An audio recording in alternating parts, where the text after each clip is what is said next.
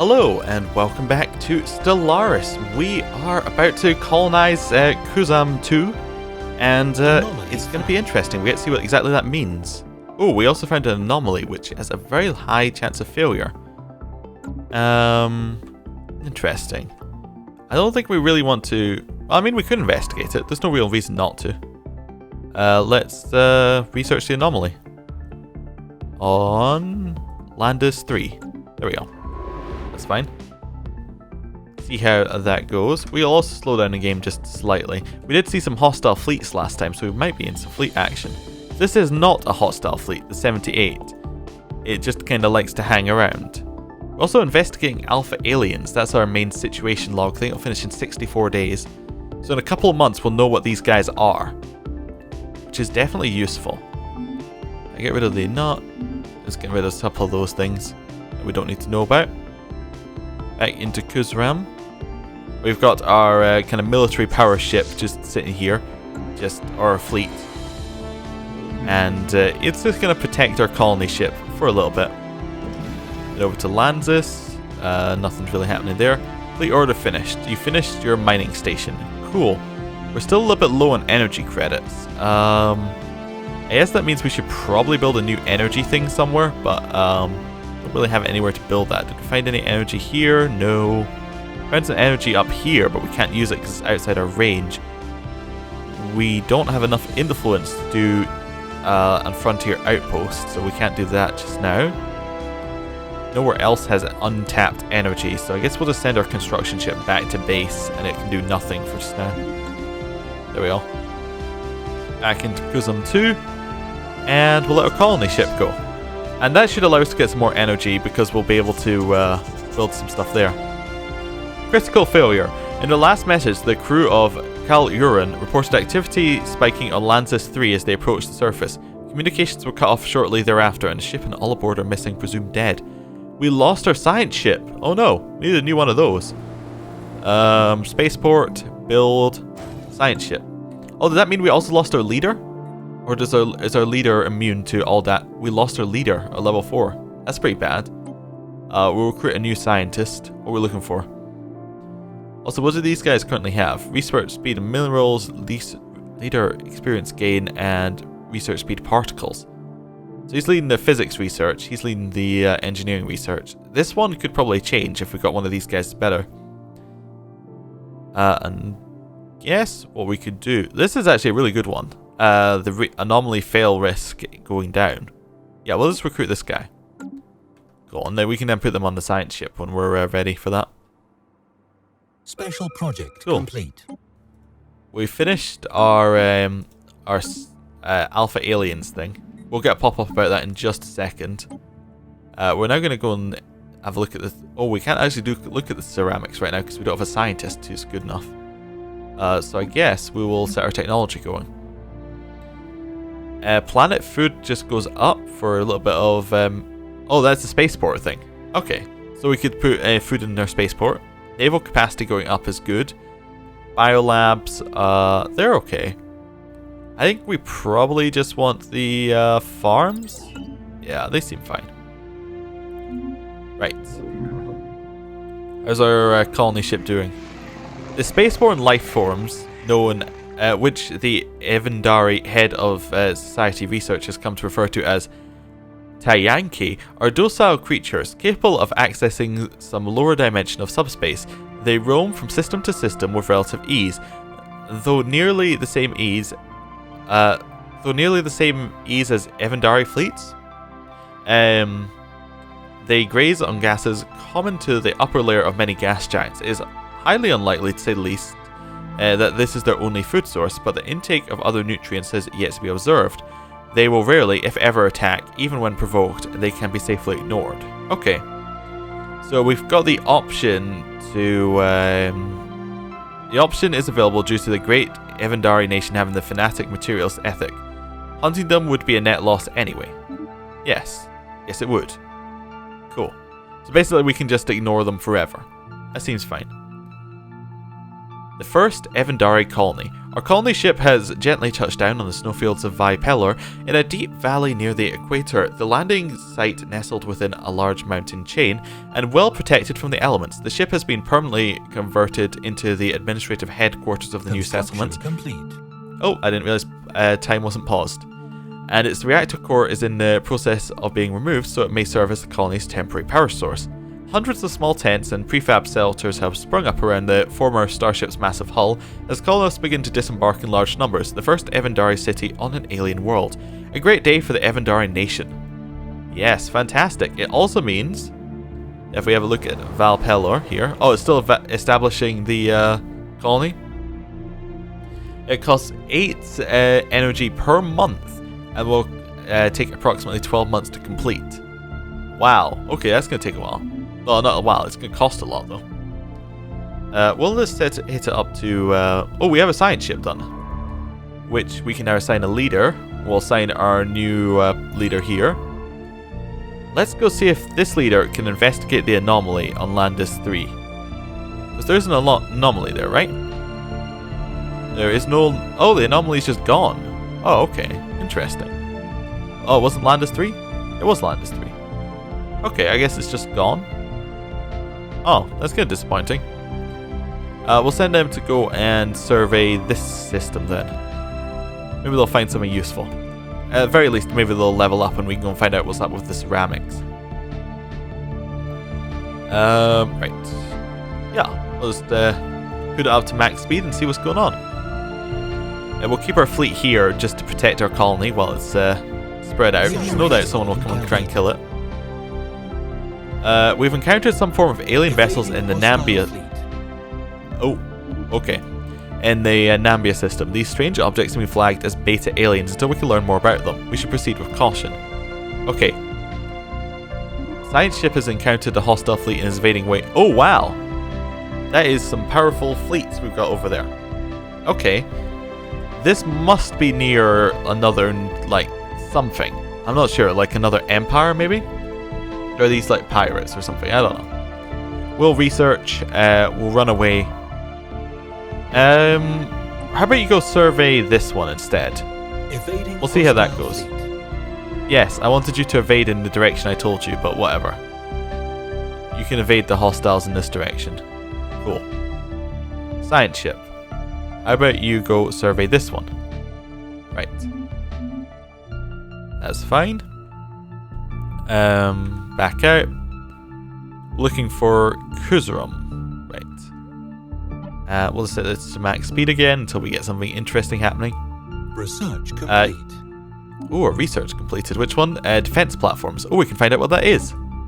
New research. So we can get robots. Again, I don't know what they do, so I'm scared of actually choosing it. But I'd say our actual... We don't need robots because our population grows so quickly. I think we'd be better off with like spaceport level 2. And let's go have a look at our spaceport here. We can find out what these defense platforms are. As a construction ship, can you build defense platforms? No. Okay. Spaceport. What are defense platforms? You can't build it here. It's not a module. Okay. Is this something we could build, say, on one of these? No. Is it an army thing? If we were to recruit? No, that's not it either. Okay. Not entirely sure what defense platforms are. If we head to Kuzum here, could we build it? Can't build anything there. I'm not entirely sure what defense platforms actually are. Okay, fine. I'm sure we'll figure it out eventually. Right. The surveying ship seems to be doing fine. Back to Kuzuram here. How's our research going? Not research, our situation on the beta aliens. Another 60 days? Cool. Science ship, you found anything? Ooh, a little bit of energy here. Fantastic. Oh, we encountered a civilization. I don't like the way it doesn't actually pause. Like, it kind of pauses for a second and then doesn't pause. I don't know. It's a little bit odd. We've detected the presence of a pre-space alien civilization on Wiggery. There's evidence they have harnessed the power of the atom, and nuclear weapons may be prolific amongst their many divided nation-states. The possibility of a sudden self-inflicted extinction event is high. We should consider building an observation post above their world to study them more closely. Ah. Special project complete. Okay. So, where exactly did we find them? Is that over here we found them? It says we should consider building a thing over their world. Is there like a... Where is their world? Basically is what I'm asking here. I'm just going to jump in and out of these places till I find it. No idea. Maybe it's here? I would assume it's over in this bit, but... What? Can we see them somewhere else? Like, if we go to context? Oh, there we go.